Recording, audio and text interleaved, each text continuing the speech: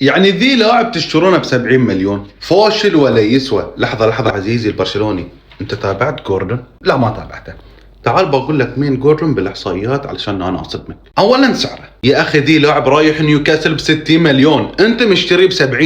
قيمته السوقية ما لها علاقة ابدا اذا هو عاجبك لعبة او لا. ثانيا عمره 25 سنة، يعني يعطيك سنوات طويلة تحلل فيها فلوسك ويمكن تبيعها بعدين دبل. وتعال للارقام، تدري ان ذي اللاعب بيلعب في 3 مراكز؟ اليوم في لاعبين في مراكزهم مو زينين، انت تعرف ايش كثر بيوفر عليك؟ وخذ الصدمة، ذي اللاعب نسبة مساهمته في الاهداف 93%. صدمتك صح؟ يعني من افضل اللاعبين مقارنة باللاعبين اللي بمركزه في كل بريمير ليج. خذ الصدمة الثانية، بنسبة 81% عنده محاولات تسديد، يعني يشوت من أي مكان. وأنا أتكلم عن إحصائياته مع نيوكاسل، فما بالك لما بيلعب مع لاعبين مستواهم الفني أعلى بكثير. احتمال ياكل الجو في برشلونة إذا توفق، ولذلك عزيزي مبلغ 70 مليون بلاعب بمواصفاته وعمره حده طبيعي. أنت قل لي الحين، تتوقع بيفشل ولا بينجح؟